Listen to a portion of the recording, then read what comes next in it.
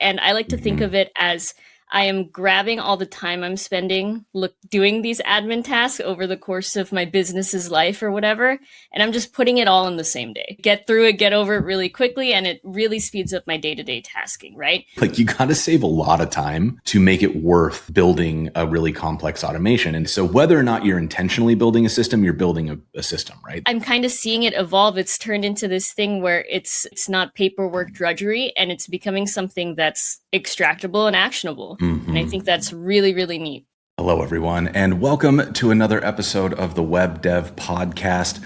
Today on the show, we're going to dig into something that has been a thorn in my side for the entirety of my career as an agency owner, as a freelancer, and now as a company founder, which is the busy work that comes with any type of project that really bogs you down at the beginning. It's the sort of thing that I feel like has been inescapable, but in recent developments, it's starting to feel a lot more like maybe it can be automated in good ways.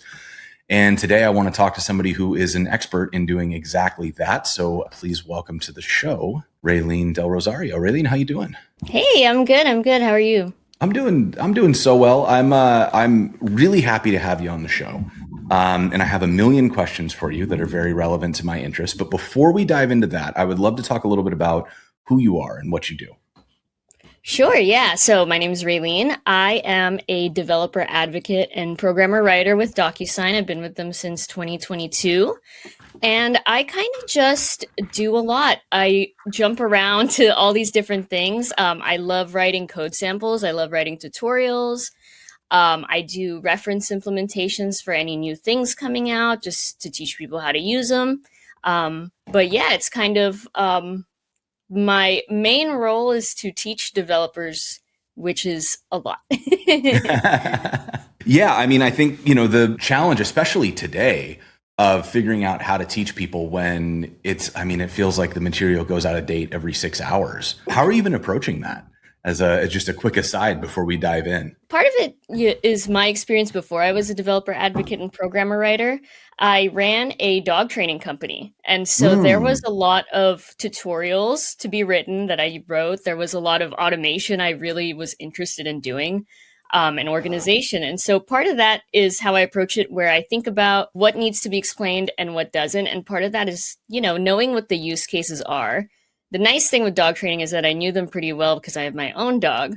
But with developers, it's a little bit trickier, right? Because you have all these industries, all these use cases. So I'm a little bit of a completionist in that way, where I try to hit every industry and have a tool for them. Tall order, but I try. I mean, especially when you're working in something like DocuSign, where it truly is like a tool that it's not a developer tool. It spans everything. Kind of the concept of what we're talking about today, this is a space that has felt a little bit stagnant for a really long time. Like, contracts are something that kind of haven't changed. I'm actively in the process now of doing some paperwork, and I found out that I have to print off and sign and paper, ink sign, and then scan the thing and send the scan back. And this is something that I think, it's only in this is a real estate thing, but the majority of things seem to be moving to e-signatures. It also sort of feels like that hasn't changed a lot in the last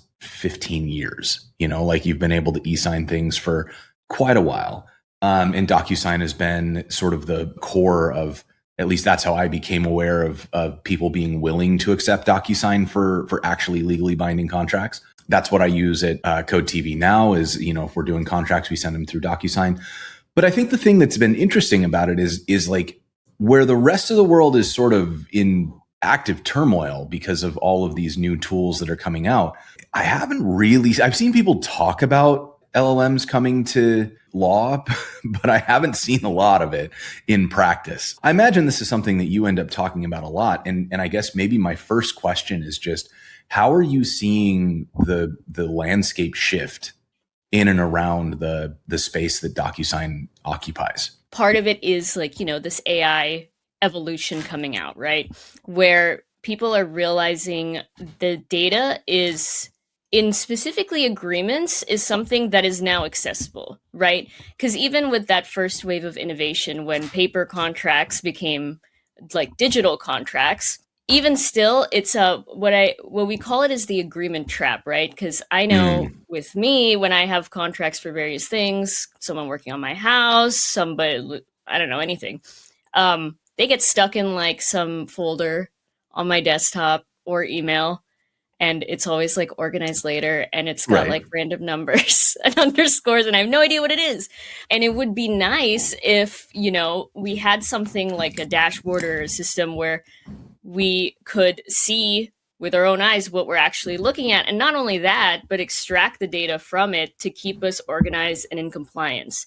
I Right. actually wrote a piece on this called The Agreement Trap. There's two articles. One is more of the problem statement, one's the solution. It's over on the new stack. Now that this like AI evolution has come in, it's sort of opened the door where that's now possible, right? Where we're not manually opening these files. There is a way, even if it's not completely defined yet, to look at this data that's stuck in these things. That's when DocuSign started becoming this like platform, right? So it's not Hmm. just, e-sign and you're done. Now it's Right. become this thing where it's that agreement is part of that workflow.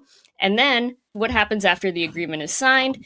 We have an API called Navigator, which is building up to be an AI analysis of contracts. So things like if Mm. you have renewals coming up, right? You can Hmm. flag those in the metadata and actually pull them. And so you have this like consolidated, organized view of here's this client, here's this project, here's the renewal date. Maybe add this, make a ticket on Jira soon. That's how I'm kind of seeing it evolve. It's turned into this thing where it's not paperwork drudgery, and it's becoming something that's extractable and actionable. And I Hmm. think that's really, really neat. Yeah, I mean, and this has been a big point of drag for me. Like the challenge of running a business or being independent tends to be that you're responsible for everything, right? And so your to-do list is sort of growing, not just vertically with like the projects you're working on, but horizontally with like the related things, the meta work that needs to be done. So contracts, taxes, bookkeeping, you got to coordinate things or scheduling. There's, like you said, file organization, making sure that you can actually find stuff later when you get asked about it by your accountant. All of these things that need to be done.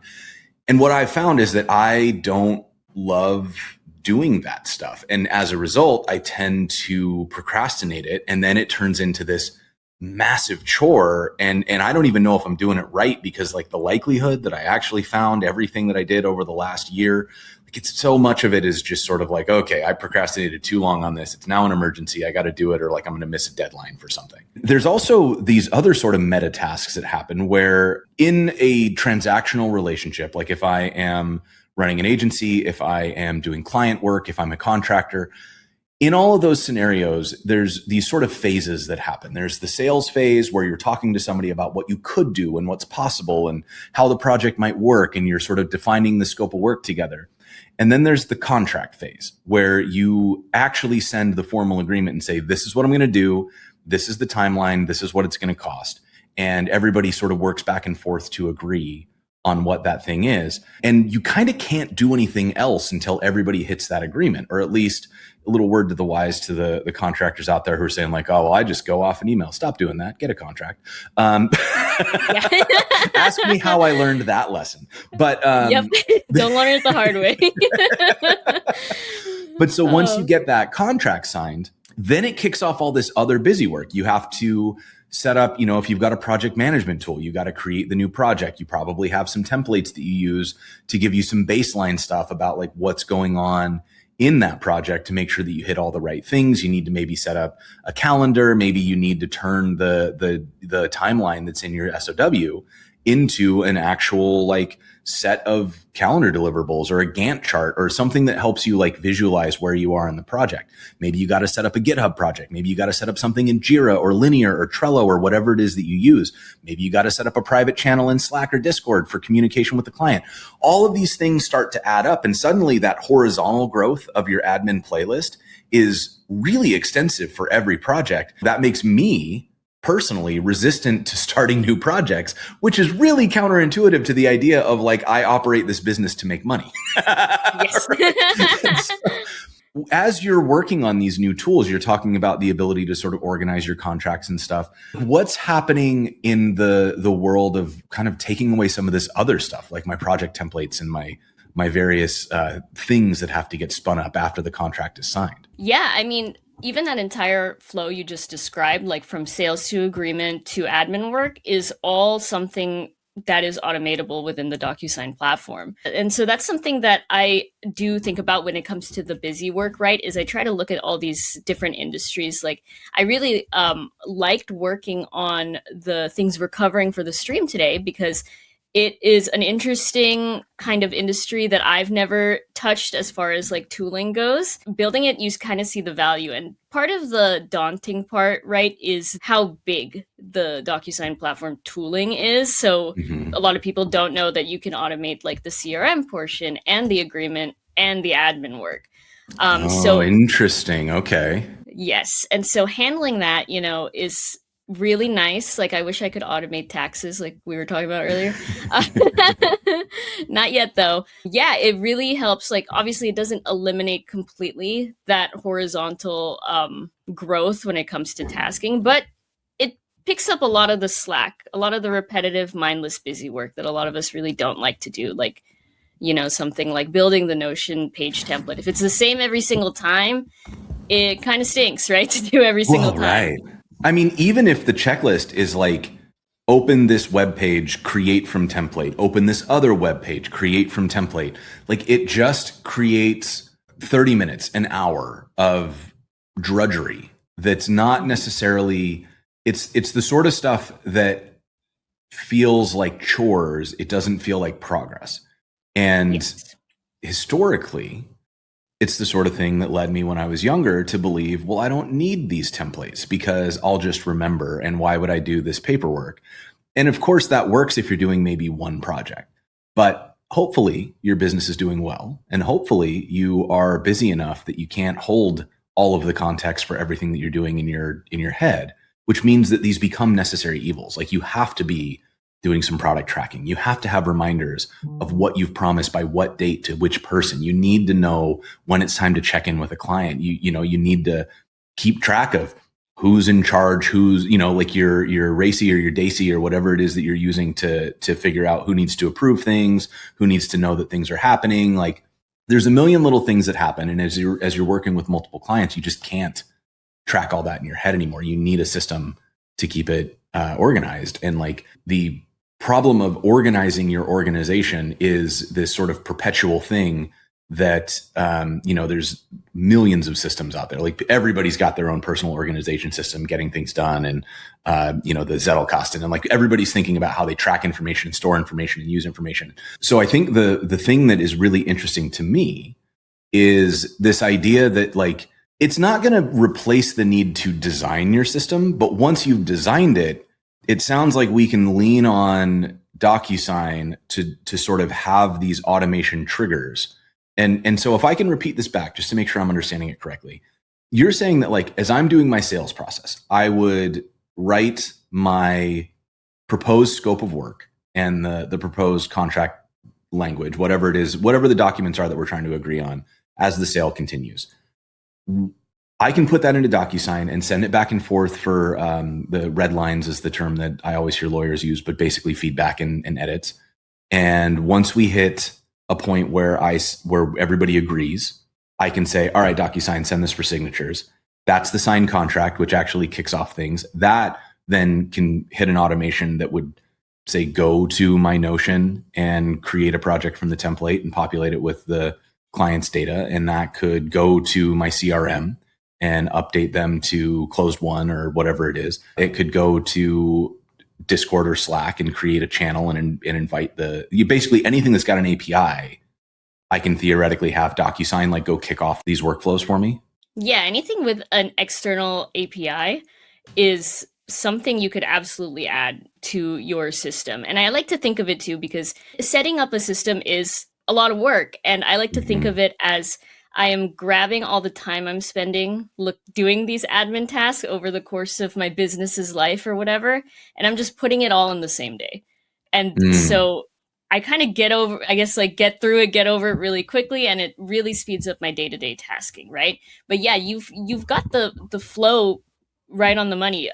Something as simple as like changing a client on Salesforce to like a contract sent can kick off that workflow, right? Because we've Right. got that extensibility. And so automating like as much of this as possible, but also keeping a human in the loop, right? Like during those redlining moments is Hmm. something that is super important for businesses to continue to scale, right? Because I Right. know for me, one of the things I try to automate is my Google Calendar. And I'm horrible at Mm. it because I keep changing how I want to do it and it just doesn't stay consistent. Right. But Right. something like that, right? Like having a trigger on there that's like, hey, you have this email where you have to sign something or reply with something, whatnot, and it just spits it out on my calendar. Because yeah, you can absolutely have access to all that information, but consolidating it and organizing it into one spot is something that is just as valuable, I think, as having Right. that system. Yeah, I couldn't agree more. I think the part that is really hard is that generally speaking, the system has to be simple enough that, I mean, there's that XKCD comic where it's the joke about like how much time you can spend automating something before you've spent more time automating it than you would save. Right. And Yeah. it's honestly like you got to save a lot of time to make it worth building a really complex automation. And so the real magic in automation is when you can sort of, you've built out the system because you have to do the same thing every time anyway. So whether or not you're intentionally building a system, you're building a system, right? The process is there. And if you already have a process, being able to quickly plug it into one central place, and in this case, we're talking about using DocuSign to do that, you are then minimizing the amount of effort required to actually create the automation, which means that you do get to reap the benefit of it, right? Like you can't spend 6 weeks on building an automation, or you're absolutely not going to see the benefits of that time until years later, right? It's got to be something you can put up pretty quickly. And we're going to get into it a little, we're going to do a companion episode of Learn with Jason here, where we'll actually live code one of these things. So if you are interested in that, make sure you head over to the CodeTV website, look at Learn with Jason, and you can find the episode where we will live code using the DocuSign API. But I mean, can I guess we talk at the high level about like what does it take to set up one of these automations? So for somebody who's kind of coming in fresh like me, what am I in for? Like what am I going to do to make it happen? Yeah, there's a few different ways you can even get started with this, right? So the first kind of tool would use is the Maestro workflow builder, right? Because that's Mm-hmm. actually, I call it like the bones of your automation. It's what tells it what to do. It's like, it's the foundational, right? And then going from there, this is the tricky part, right? Is that it's so big. So going from Mm-hmm. there, you can, let's say, make an e-signature template, right? And you can do that also on the UI. So the beginning part is a good amount of UI, right? Before you get Sure. into the nitty gritty coding. And it's basically setup, right? So it's quick. I think it's pretty simple. It's just a matter of matching variables to variables, which is Okay. nice because that's just spell check, really. And so going from there, you can trigger the workflow. If it's something like your smaller scale business, you maybe don't need something to trigger programmatically. You can even Okay. just do that right in the UI, trigger the workflow, send it out, right? And Mm-hmm. even though it's still manual, that's like 100 million less clicks still. Well, yeah. I So yeah. mean, like an automation that means I can click one button to do 5 tasks is still an automation. Like even if I think human in the loop stuff is good personally. I'm a big fan of be intentional about what you're doing because like I don't know. I get a lot of automated things that are clearly automated and like no one has looked at them. And we see the jokes about like how recruiters will send out the emails that are like, dear applicant name here, we saw your experience at company name here. Like those types of things. We do want to avoid, I think, depersonalizing the work and moving to the point where we're not even aware that it happens. But I think that, there's a way to be mindful of what's being done and to keep yourself, as you said, a human in the loop on everything that's happening without requiring all the busy work that goes into that. You can sort of look at it and say, yep, this is ready, click the button and off it goes. On the other side of this, so like once I get signature, that starts to reach into the other things that I would want to do. And so to get into the Maestro workflow that you were talking about, I know that there's like a DocuSign developer portal, and that's all in there. Are there also like integrations, or am I hand coding this, or like how do we actually start hooking this up into other tooling in the workflows? Yeah, I mean, there are built-in integrations within Maestro, which are really nice. So Salesforce is on there. Google Drive is another one for storing files. Hmm. You can also build your own integrations. Something like Notion, right, can be kicked off. That's the nice thing too, is that any kind of builder from low code to high code, whatever your preferences, can utilize this tool and use Hmm. those integrations, right? And maybe you just need a Google Drive. And so you can just plug that in and you're Right. all good. And there's sort of a gradient here too, where like on the one hand, you've got things that are as simple as like in the UI, I can build out some quick automations that sort of move data from review to signature, and then use the Salesforce automation to like put that signature data back into the CRM, or put the signed contract into my Google Drive. But then you've also got support for like a webhook. If I say have an existing automation pipeline, I could have the webhook then trigger, certain things to kick off in existing pipelines. And then we also have the ability to custom code inside of DocuSign. Is that correct? I can like write my own actions that live in the DocuSign pipeline. You can, yeah. So we have an extension apps like platform as well, where you can create your own. And whether we have Hmm. different ones available right now. So something like data input output, data verification, custom field verification. So if you, instead of like, I don't know, checking email, you can check like VIN if you Ah, build that okay. Okay. extension app out. Then you can take that, it'll pop up on the Maestro Workflow UI. You can take that and find your extension app and put that in as a step, even in your Nice. Okay. Maestro workflow. So very, very handy. Regarding the webhooks, yeah, we do have like the Connect webhooks as well, which, if there's an event like agreement signed, something like that, it can kick off the workflow. I know Hmm. something I was playing with earlier this week was a Calendly webhook Oh, kickoff. So nice. Yep. you can call the Calendly API, invite created, or I think it's attendee created as the event, set that as your trigger, and then it'll kick off the workflow once the appointment is made, the booking's made. And So and to be clear about how that would work, so somebody goes to Calendly, they click that they want to meet with you, and you're using that webhook to then like automatically generate and send them a waiver or something. yes, That's yeah. exactly. That's I mean that's the kind of those are the little things that you either you get lazy because it's a lot of work, you just don't want to deal with it, right? Those little things, if you're doing them all manually, are like death by a thousand cuts. Oh And yeah. being able to just automate those little things that just burn they just burn your time, right? That's Yeah. the sort of thing that I desperately want in my life. And so I'm really, really excited to hear about this. So I guess maybe one other question in the abstract about this is, how does it fit into a business? Like, I'm going to make the assumption that this is for DocuSign customers, right? And if you're running a business, I think it is probably very reasonable to be a DocuSign customer. Am I upgrading? Am I signing up for a new service? Is this like a separate SKU that I have to get if I want to Yeah. use the automations? With a developer account, right, you can try these things out for free, right? The only thing that's limited right now is Navigator, that agreement analysis via AI. That's Which the only tracks thing because that's, those AI tokens aren't cheap. yeah.